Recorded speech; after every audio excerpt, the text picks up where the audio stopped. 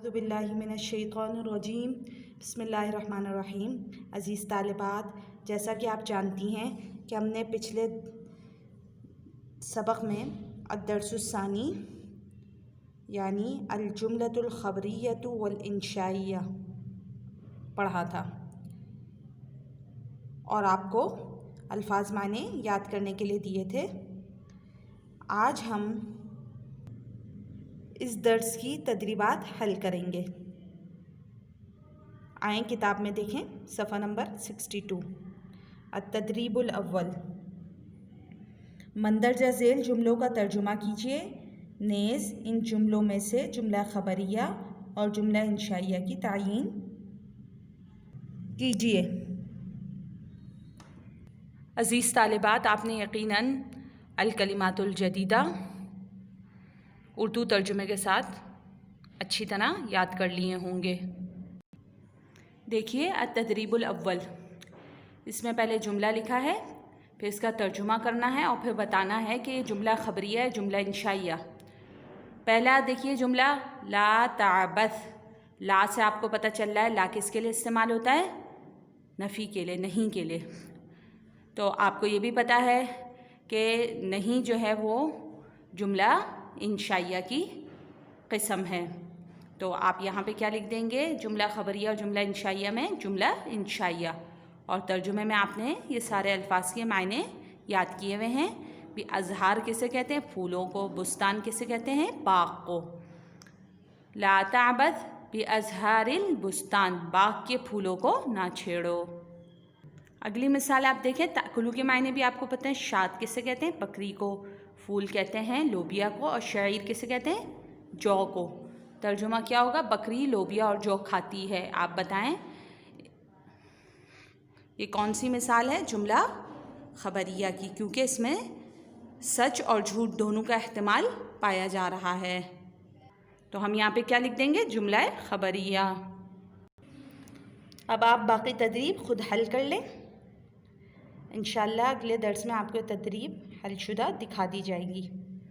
التدریب الثانی، ذیل میں ہم آپ کے سامنے چند انشائیہ جملے ذکر کر رہے ہیں۔ آپ درج ذیل مثال کے مطابق بتائیں کہ ان کا تعلق جملہ انشائیہ کی کس قسم سے ہے، نیز ان جملوں کا ترجمہ بھی کریں۔ آپ التدریب الثانی دیکھ لیں۔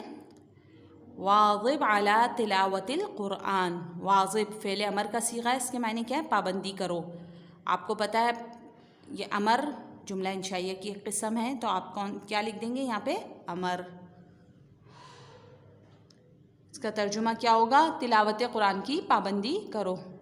این العیادہ یا خالد، اے خالد دواخانہ کہاں ہے؟ یہاں پہ پہلے اینہ یعنی حرف استفہام استعمال ہوا ہے، اور آپ کو پتہ ہے کہ استفہام بھی کس کی قسم ہے؟ جملہ انشائیہ کی۔ تو یہاں پہ آپ کیا لکھ دیں گے؟ استفہام۔ اب آپ اس تدریب کو بھی خود حل کر لیں۔ صفحہ نمبر 63 پہ آ جائیے۔ التدریب الثالث، ذیل میں ہم آپ کے سامنے چند اسماء اور افعال ذکر کر رہے ہیں۔ آپ ان کی مدد سے 5 جملہ خبریہ بنائیں اور 3 جملہ انشائیہ ایسے بنائیں جن میں فاعل سے کسی کام کو طلب کیا جا رہا ہو، یعنی امر، اور 3 ایسے جملے بنائیں جن کے ذریعے کوئی بات پوچھی جا رہی ہو، یعنی استفہام، اور ان جملوں کا ترجمہ بھی کریں۔ اب یہاں دیکھیے ایک جملہ مثال کتاب میں بھی دی ہوئی ہے، بورڈ کی طرف دیکھتے ہیں۔ یہاں آپ دیکھیے 2 الفاظ ہم نے جوڑے، الخیاط اور دوسرا ماہرون، تو یہ پورا جملہ بن گیا۔ اس کا ترجمہ کیا ہوگا؟ درزی ماہر ہے۔ اس میں کسی چیز کی خبر دی جا رہی ہے اور اس میں سچ اور جھوٹ کا بھی احتمال ہے، تو یہ کس کی مثال ہو گئی؟ جملہ خبریہ کی۔ این المستشفیٰ، این حرف استفہام ہے، آپ کو پتہ ہے کہ استفہام جملہ انشائیہ کی قسم ہے، تو آپ کو جملہ خبریہ کی 5 جملے بنانے تھے۔ تو ایک مثال آپ کو جملہ خبریہ کی دے دی، دوسری دیکھیے این المستشفیٰ، اسپتال کہاں ہے، یہ جملہ انشائیہ میں کی قسم استفہام کی مثال ہے۔ خذ البطاقۃ الشخصیہ، شناختی کارڈ لو. امر کی مثال کیا؟ خذ البطاقة الشخصیہ. خذ البطاقة الشخصیہ. تو یہ تینوں مثالیں ہو گئی ہیں ایک ایک. آپ یہ تدریب بھی خود حل کر لیں. صفحہ نمبر 64 کھولیں. التدریب الرابع، مندرجہ ذیل اسما کو مثال کے مطابق پہلے جملہ خبریہ اور پھر جملہ انشائیہ میں استعمال کریں. دیکھیے العشاء جملہ خبریہ کی مثال ہے اور جملہ انشائیہ کی کیسی؟ حل العشاء جاہز. یہ دیکھیے آپ المنشفہ تولیہ کو کہتے ہیں. اب میں اگر جملہ خبریہ کی مثال بنانی ہے تو کس طرح بناؤں گی؟ المنشفۃ نظیفۃ، تولیہ صاف ستھرا ہے. اور جملہ انشائیہ میں استفہام سے مثال بنانی ہوگی تو کیسے کہوں گی؟ حل المنشفۃ وسخۃ، کیا تولیہ گندا ہے، میلا ہے. اسی طرح الکتاب سے مثال دیکھ لیتے ہیں. الکتاب علی المکتب، کتاب میز پر ہے، مکتب پر ہے، ڈیسک پر ہے. ڈیسک کے لیے مکتب کا لفظ استعمال ہوتا ہے. تو اس میں سچ جھوٹ کا احتمال ہے. یہ جملہ خبریہ کی مثال ہو گئی. جملہ انشائیہ کی کیسے کہیں گے؟